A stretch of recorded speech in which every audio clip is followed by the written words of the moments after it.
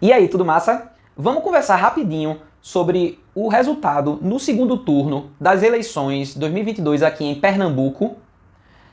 Na presidência, como era de se esperar, levou com ampla margem de vantagem o candidato da oposição, Luiz Inácio Lula da Silva.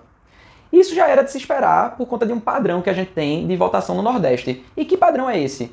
Muita gente acredita que seja uma questão de simplesmente assistencialismo, né? Ah, porque as regiões mais pobres votam sempre com o candidato que dá mais ajuda financeira. Essa eleição mostrou que essa tese é equivocada. Por quê? Porque Bolsonaro, ironicamente, perto das eleições, encharcou a região e a população mais pobre de auxílios, né? Inclusive colocando em risco aí o teto de gastos, inclusive levando para o espaço todo aquele discurso pseudo-liberal que o governo sempre tentou emplacar, né, de que era um governo fiscalmente responsável e tudo mais. Bolsonaro esqueceu tudo isso tentando comprar a região Nordeste e os mais pobres. Não colou. Então, esse discurso focado no assistencialismo não faz muito sentido. Inclusive, é relevante a gente diferenciar o assistencialismo em si de políticas públicas sociais e redistributivas. Assistencialismo, ao pé da letra, seria, por exemplo, o que era feito na época da ditadura militar, onde se distribuía cestas básicas. Esse tipo de medida não resolve problemas estruturais e ainda é uma coisa paternalista, porque pressupõe que o problema da família necessariamente vai ser um problema alimentar.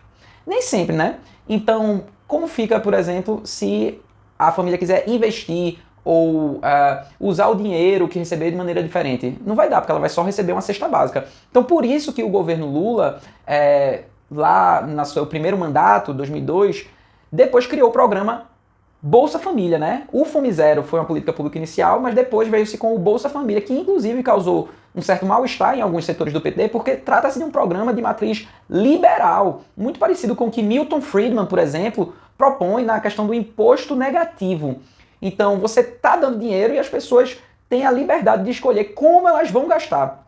Bolsonaro sempre chamou isso de esmola, de comprar voto de gente burra, e o nordestino teve memória, né? O nordestino lembrou. Então, mesmo que Bolsonaro tenha tentado investir nessa coisa da ajuda financeira, né, de tentar levar para si a autoria desses programas, que depois ele mudou o nome, o Congresso inicialmente tentou que o valor fosse de R$600, Bolsonaro negou, queria só 200 na época da pandemia, o Congresso conseguiu colocar em R$600, e aí Bolsonaro tentou pegar essa paternidade, né, não colou aqui no Nordeste, não colou para a população daqui. Havia a tese também do qualunquismo, que o voto da região Nordeste seria um voto conservador, um voto que sempre iria chancelar aquele que já estivesse no poder, porque seria um voto avesso a riscos.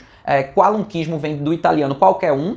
Essa é uma leitura que foi muito divulgada, por exemplo, por Marcos Mello, em entrevista para Veja. Inclusive foi meu orientador no doutorado na UFPE.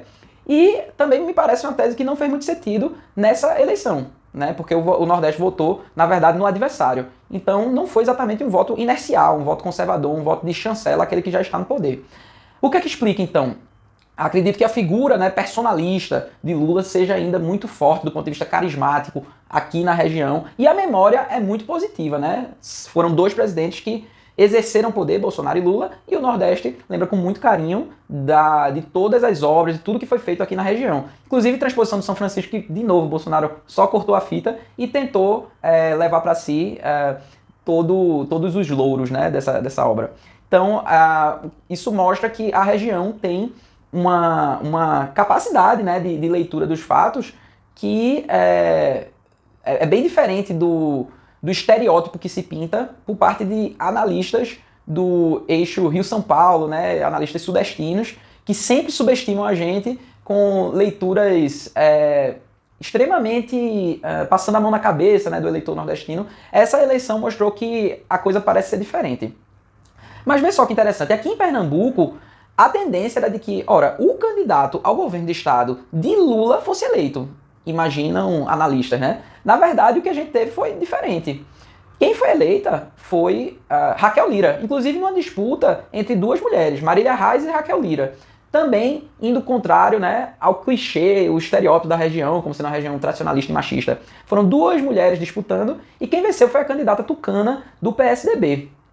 Ora, o que é que explica isso? Já que a candidata do governo seria, em tese, ou a candidata, na verdade, de Lula, né, que estava ali nos santinhos, seria Marília Reis.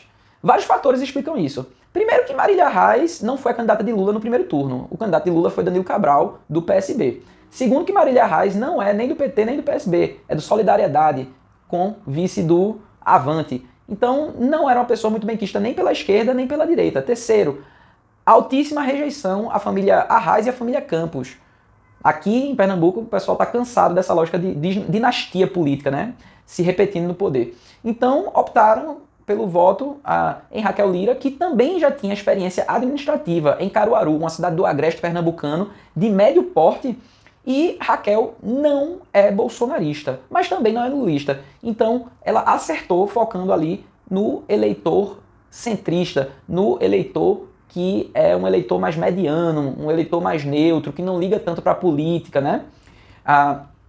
Da parte da campanha de Marília, houve uma tentativa muito forte de colar a pecha de bolsonarista em Raquel, e isso não colou. Vários setores da esquerda pernambucana, que são um pouco mais radicais, geralmente ligados a movimentos sociais, o pessoal do PSOL e Trupe, tentaram fortemente colar essa pecha em Raquel de bolsonarista, neoliberal, e isso não colou, até porque essas são eleições que mostram, né, amplos acordos.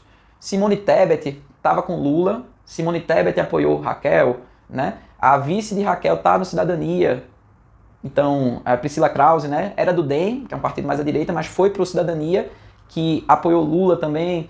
Vários nomes do PSDB tradicionais, como FHC e Serra, né, o próprio vice Alckmin, que foi depois para o PSB, apoiou Lula. Então, não fez muito sentido esse discurso mais militante aqui por parte de uma esquerda um pouco mais aguerrida, né, um pouco mais coletivista, de tentar estruturar o voto, né, sendo Lula e Marília Reis. Não colou isso, e o eleitor pernambucano mostrou sofisticação, né, mostrou que é capaz de pensar de maneira independente. Então, acho que fica aí uma lição interessante para os analistas, né, e politólogos que tentam fazer uma caricatura do Nordeste. O voto em Pernambuco mostra que, na verdade, a gente rechaçou o bolsonarismo, mas não abraçou acriticamente uma retórica à esquerda, uma retórica petista barra parapetista. Na verdade, a gente é capaz de pensar de maneira individual, comparando propostas e levando em conta plataformas, né, políticas, bandeiras, não apenas quem está com o rosto de Lula no santinho. Então é isso, eu espero que você tenha curtido essa análise. Divulgue se você achou bacana, divulgue aí para os seus amigos do Sudeste, que adoram falar bobagem aí sobre o Nordeste. A gente é muito mais, né, do que esse tipo de caricatura, espantalho que se constrói por aí.